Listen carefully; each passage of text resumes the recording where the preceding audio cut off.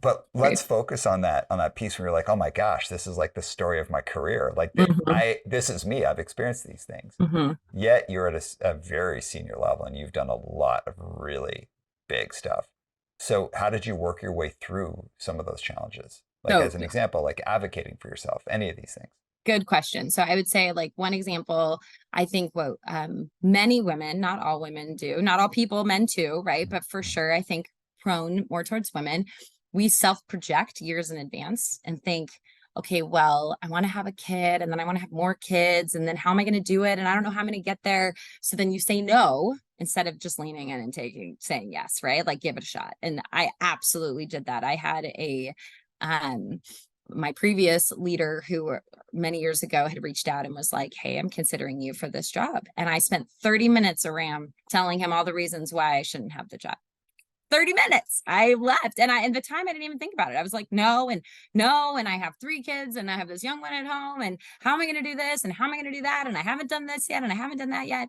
And literally, he was trying to convince me that I could do it. And I was convincing him that I couldn't. Right. And so but I didn't know it at the time until years later, where I could look back and be like, holy cow. I'm lucky to have this job because I like talked myself out of it however many years earlier. Right. And I don't know what switched. I know it's crazy. Sometimes I think the more you take on, the more you realize you're capable of doing. And so for me at that moment, I was pretty overwhelmed because I had like 2-year-old twins and a newborn.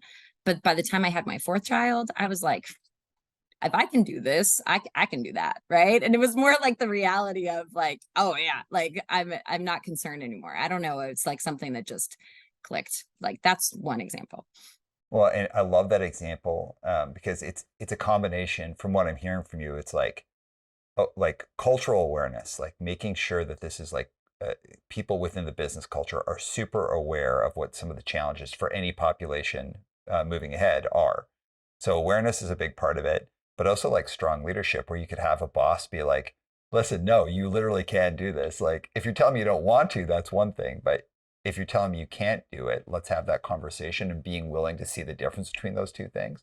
And the third is that like self-awareness piece and like knowing what your traps are and then pushing it through. So if like three things came together, like cultural awareness, leadership awareness, and then self-awareness, that might help address some of these challenges that are within industry that are holding back certain groups. Absolutely. Absolutely.